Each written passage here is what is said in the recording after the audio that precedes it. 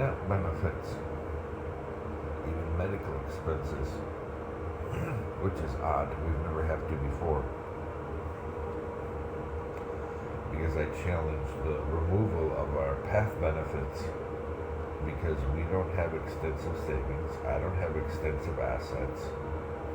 And my argument was that my VA pension for 20% does not go over the monthly unearned income limit for a family of two.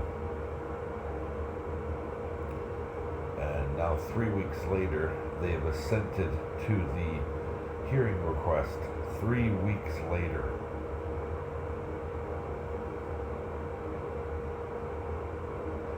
But I feel as though I'm in a third party payee.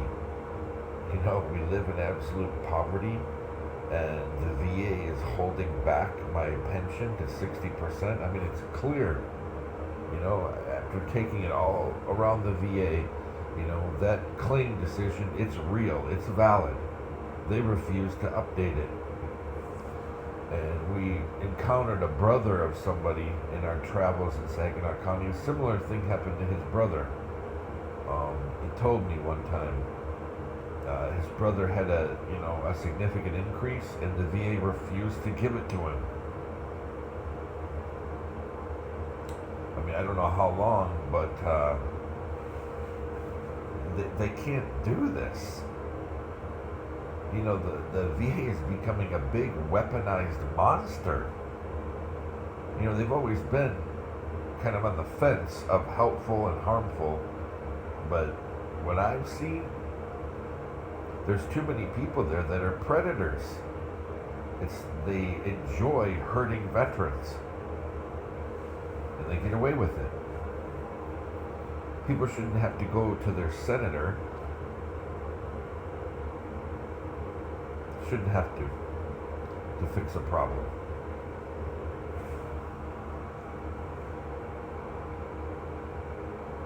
This is just absolutely criminal, what they're doing to people, particularly at the Saginaw VA. I'm not saying there's not good people there. What I'm saying is the good people don't say anything about what the bad people are doing. They just let it happen.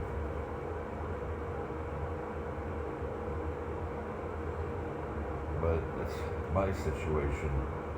You know, why do they keep messing with our benefits with MDHHS? And why does the VA hold back my pension? And why did VA HUD-VASH do all of that stuff?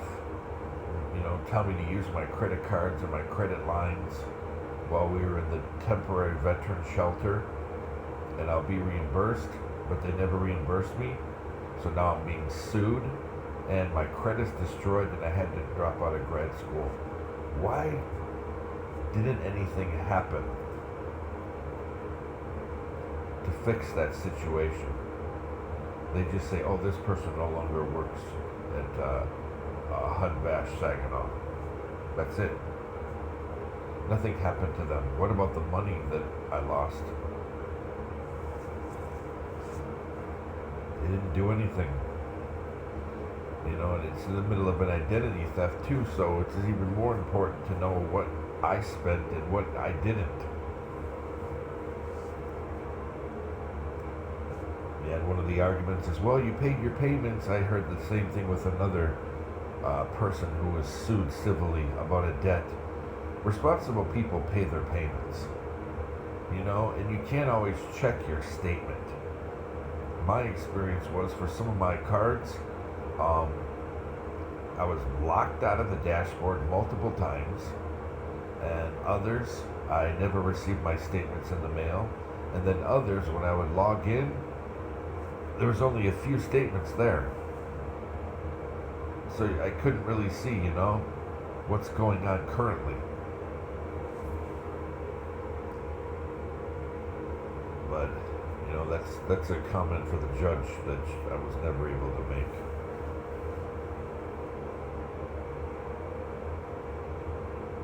But a similar comments another person made. He's paying his payments and still they found against him. Saginaw's a horrible town. You know, the good people that are here, they don't say anything. And people who are, who are good, who are being targeted, nobody helps them.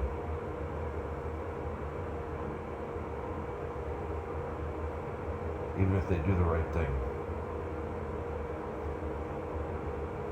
A lot of victim shaming. In a town that's supposed to support, victim empowerment, I see a lot of victim shaming. Unless of course you fit the particular criteria that they're looking for to be a victim. And then they will hold your hand.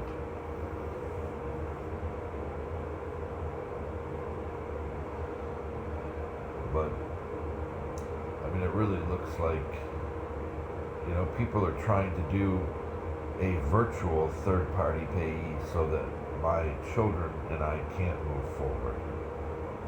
So I can't look for my middle daughter who has disappeared in the Philippines. Her mother's hiding her. Her mother, who has extensive life in human trafficking.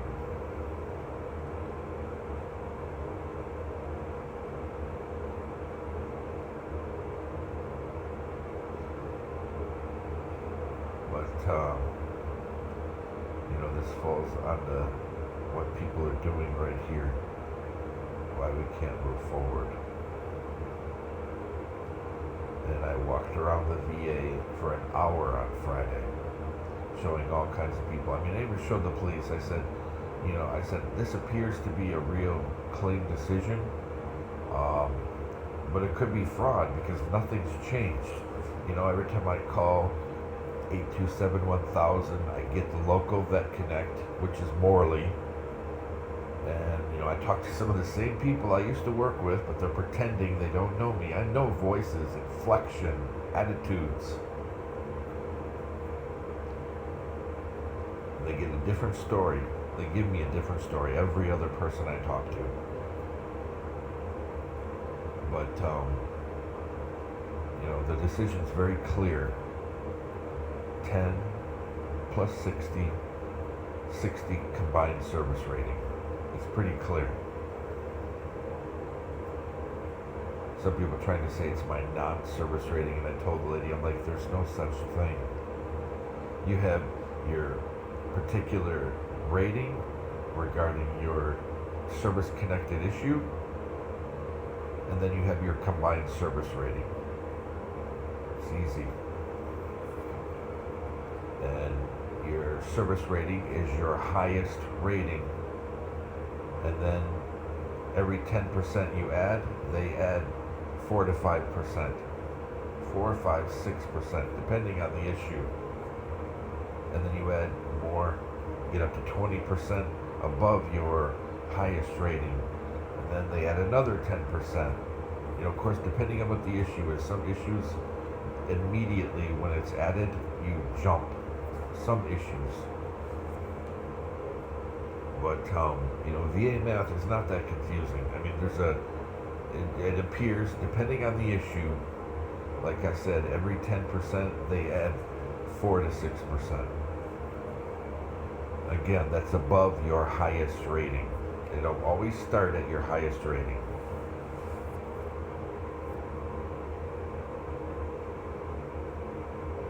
But, that's pretty much, there's other stuff, but that's just a basic explanation of it. But, why are they holding back? And I've had all kinds of lies. They're saying, oh, the effective date, that's not the date of payment. I've had other people say, oh, there's a payment start date and a payment stop date. I did a little bit of finance when I was in the military, and that's not how it works. Your payment start date, that's the day you start getting paid. And the payment stop date, a delimiting date, generally, don't see that all that often. Unless somebody's changing rank or something like that, or you're receiving like a cola or something, or things like that. Ba.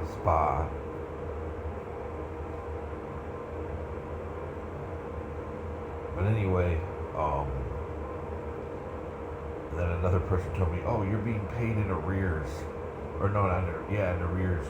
The VA will pay you 1 month after the payment start date. I'm like, that's garbage. Even at the VA, they're like, no, that's not how it's done.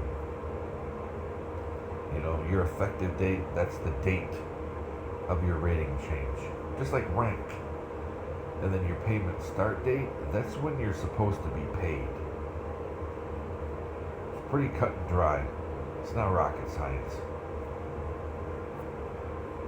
And that's exactly the way it was for my initial first claim 3 months ago. The one that apparently somebody didn't like my argument that I'm being underrated consistently, so I lose all the back pay. It's my back pay being stolen. There was a case in the news in Michigan of some VA employees that very cleverly stole like $60,000 to $80,000 from veterans. They found a way to steal their back pay. And the veteran never knew until somebody questioned, "Where's your back pay?" And I know how they do it. Because they have access to a veteran's file. They change the direct deposit. They create an account with that veteran.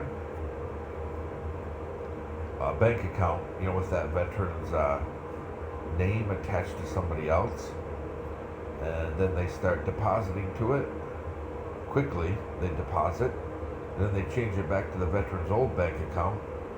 Or maybe they do it separately in their system, so the money goes to that bank account. Because the Fed, if the names on accounts don't match, the Fed will kick it back. But there's things that they can do. They can do a deposit in care of, different stuff like that. Deposit to themselves, all the while not touching the veteran's va.gov deposit information. Or they can do that, change that too, like I said, and once the money's deposited, quickly change it back. The veteran won't know. If you turn off notifications, the veteran wouldn't know their bank deposit was their banking information was changed if notifications are turned off. That's how they cheat veterans out of back pay. And it just shows, if we have people at the VA stealing veterans' back pay, forcing them into third-party payees for no reason at all, nobody's vetting these people. The VA's hiring some of these VAs are hiring predators.